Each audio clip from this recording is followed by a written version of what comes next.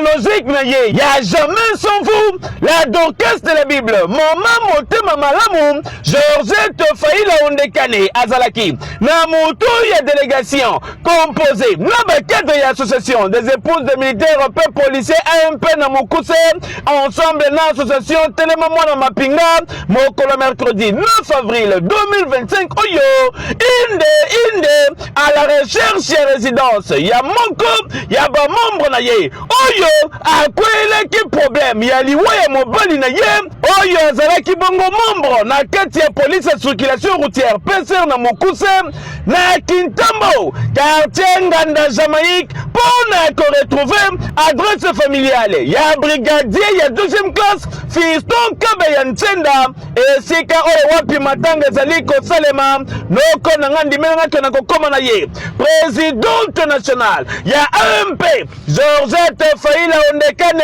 ayambamaki epe aleki ya defend Fiston oyo wapi ayaki pe na tour na ye komeme na kati ya ndako esika la veuve azalaki pona kokonsole ye na pasi oyo esili kokomela ye sima ya kobima libanda Georgette Faïla Ondekane atambolaki maboko pamba te lokola na bamoma ya matanga pondu eliamaka tala koli oyo atambolaki na yango pona kosunga ata na mokolo moko kaka na présence ya mama biologique ya PCR Fiston Kabeya na ba membre ya famille mususu a présenté ba encouragement na ye na la veuve oyo atikeli na 3 filles mokoka na Asia mukeboye pasi na mutema yoka communication. Je suis Christina Kakuba, la coordinatrice de la CIBEL Telema Mwana Mapinga. Comme vous voyez à mes côtés, nous avons la maman Georgette Ondekane, la fondatrice et la présidente de l'association AMP, Association des épouses des militaires et des policiers. Comme vous le savez, ça fait partie des objectifs de nos différentes associations. Nous ne sommes pas là que pour aller chez les autorités pour dire faites ceci, demandez ceci. Nous sommes là également pour consoler, compatir avec la communauté quand il y a un sujet de deuil.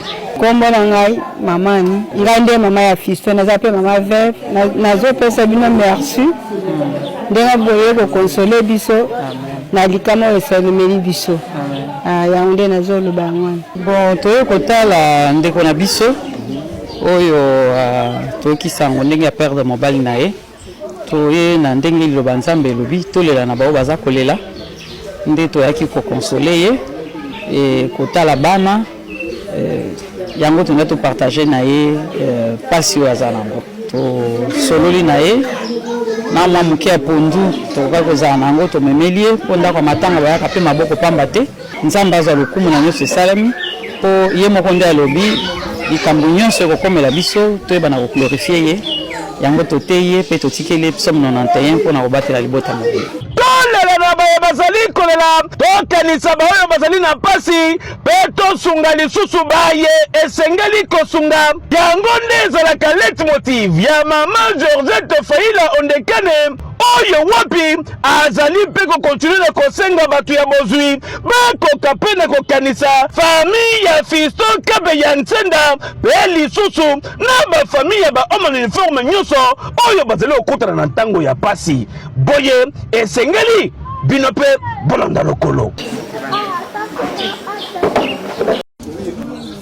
C'est une visite de réconfort rendue à la veuve de feu Fiston Kabeya par Emrance Kilimbalimba qui accompagnait le coordonnateur national des enfants des policiers Gédéon Kiana. Wakufi eza papa na biso.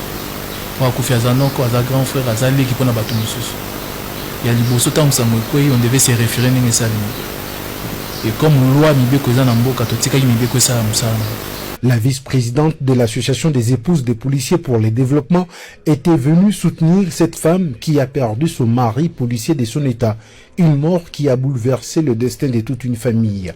Dans la maison familiale, l'émotion était grande. Touché par cette tragédie, Emrance Kilimbalimba ne pouvait que prononcer des paroles pour démontrer sa solidarité envers cette famille. Ton moni payé, ton fandinae, ton PC maloba.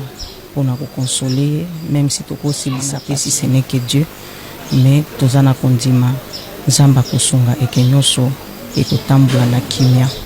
un signe qui témoigne la grandeur d'un cœur angoissé et compatissant. Ce que vous venez de faire, c'est une bonne consolation et nous croyons que jusqu'à son enterrement, vous n'allez pas nous oublier. Nous vous remercions. Cette visite consistait d'abord, à dit Gédéon Kiana, à découvrir où vivait le fait Fiston Kabeya pour enfin passer à d'autres étapes, notamment celle de son inhumation. Toboyi ba manipulation. Eza likamwama, eza sentimate. Wa kufi atiki mwasi pe atiki bana. Choko eza awa boyebi yango te. Alors to tika ba manipulation. To tika ba récupération politique non. O akufi aza mutu aza tata atiki mwasi pe atiki bana. O akufi la tabi makambo choko bato bazoyoka te. Et biso tant que bana ya ba policier to baki to sengaki kimia to sengaki mwa molongo ne balobaka na lingala. Tozela mibeko esala musala nango. Dans sa gibecière, Emerance Kilimbalimba avait apporté des vivres et autres biens, question de permettre à la famille de se contenir pendant cette période douloureuse, en attendant bien sûr le geste du gouvernement. Nazali koyebisa na ba Congolais banso balingi kimia ba filmaka ngonga nyonso makambo mabe ma police soko bazali kusa tracasser pa bana ya moto kobotola moto kotobola ba pneu kobotola ba carte kolongola ba plaque ba filmer. C'était la comparaison.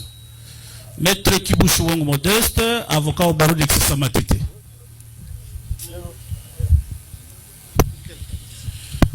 Pour quelle partie civile? Les deux. Ok, merci beaucoup.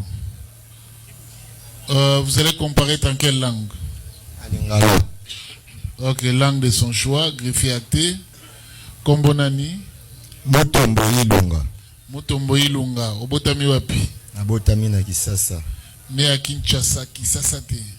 Né à Kinshasa. Né à Kinshasa, date? Le 3 7e mois 1985. Le 3 février 1985. Kombo ya tata nani? Ilunga Pierre. Ilunga Pierre, azana bongo ito akufa. Kufa. Bongo mama. Mbongo Ngamukongo. Azana bongo yi. Azana bongo yi. Ok, bozaba originaire ya village nini? Ya ba. Ah, moni kikino mabe, hein? Village habité. Village na yebi mena bosani, village na yebi. Bajila Kasanga. Bajila Kasanga. Ok. Ils ont un territoire nini? Territoire d'Ibaya. Territoire d'Ibaya. Province Kasaï Central. Kasaï Central. Ok. Aux volontaires, il y a quelle année? 2009. Volontaire 2009. Matricule na yo? 119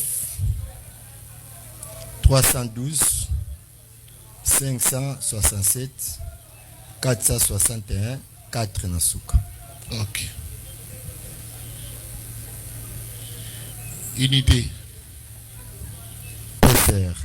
Centre. PCR. Vous en appelez? APP. APP. Ninga na oyo alerte ki wana sort na ezani Azomona na te. Tisi mo. Toyebi kota zate. Ndi tozoba se affaire azomona na te. Poye témoin munene. L'État ko azali mbura matara sambisi lelo akosunga biso poto mona policier ndeko na yo azalaki wana ko témoignaki bona Fiston Kabeya. Nous attendons. Obe policier naza komona na te. L'État peut aya. Récupération politique exacte, infraction à infraction. Premier ministre abanda kwa na sens unique.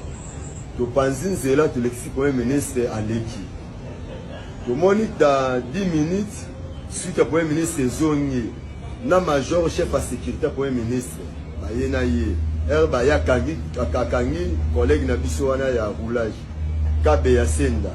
Bakangi ye batena kata ji babandi ko beta ye. Bakena e vers auditorat.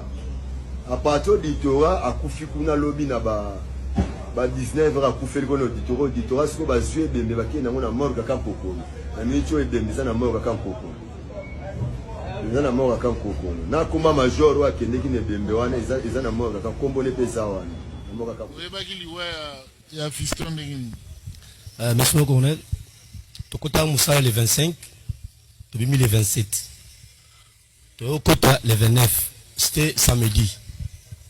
Et le 31 ezalaki lundi il faut que tobima musala donc komona major aye ayebisi biso abi ndenge ezalaka awa tokende kopesa badéclaration na biso na IPIHP na unité déclaration sur ya nini non policier oyo bakangaki balobi akufi boso akufi biso tobomie bamete tokende na unité na biso tokende kopesa badéclaration nde tozwakamaki biso nyonso tokei kuna tokepesi koyoka ngo na maboko ya bopeji ntango bazoka interroger biso ke boyebi ke polisi wana bakangaki akufi kabi naza boyokaka awa liboso na bino yango wana. Mon colonel, propos tenu ezalaki ya caractère politique.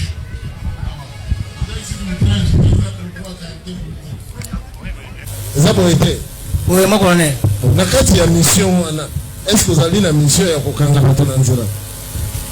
Mon colonel, soki eza na ntango ya fragrance na oki kokanga mutu. Oza na pouvoir ya kokanga bato na nzela. Mon colonel nakoki kointerpeller d'abord nazali na pouvoir nanu wana mon colonel. Parce que aujourd'hui, si c'était que azalaki soit abambaki libanga, je pourrais le laisser. Non, il faut la sala musala na ngai na tango wana. Tango bozungi bazalaki combien na poste na bango? Tokutaki azalaki ye moko. Aller comme retour bokutaki azalaki ye moko. Na aller vraiment totiraki attention na mpanzi wana te ezalaki kaka ye moko nde azalaki konani ba mabende na yakangi nzela. Akangi ya kitambo eleka te. Akangi vraiment nzela. Oui. Oyo bauti kote biso toutaki na ville donc nzela place na moya ezate siko ezaki po ete bakilia bango kuna bango bakota basomba baleka tosengaki ye kosenga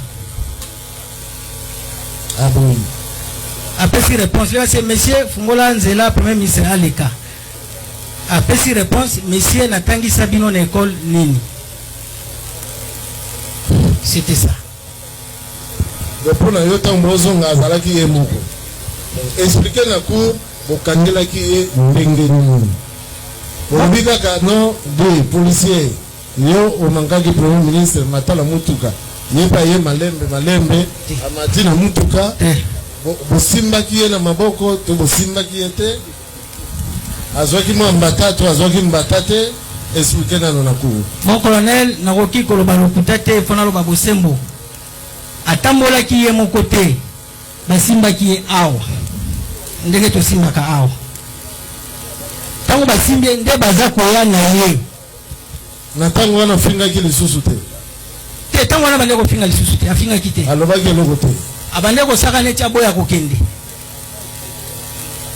ndenge suye bobwa ki ye kuna bobwa te mon colonel amataki jeep ye moko amati nazo bandela amati jeep ye moko.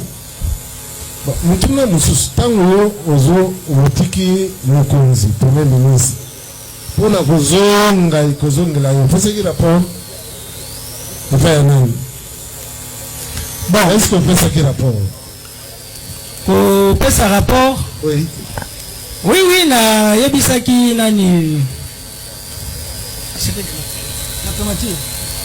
na tikaki dossier epai ya chargé renseignement kotika dossier dossier oyo kotika pas chargé à renseignement selon personne de fait na yo tango bozuye boye na ye no confier ye na maboko ya chargé à renseignement mais tango botiki premier ministre na aller botiki premier ministre na bureau kozonga oyo zongaki opesaki rapport epai ya nani po ozongoke lokanga ye.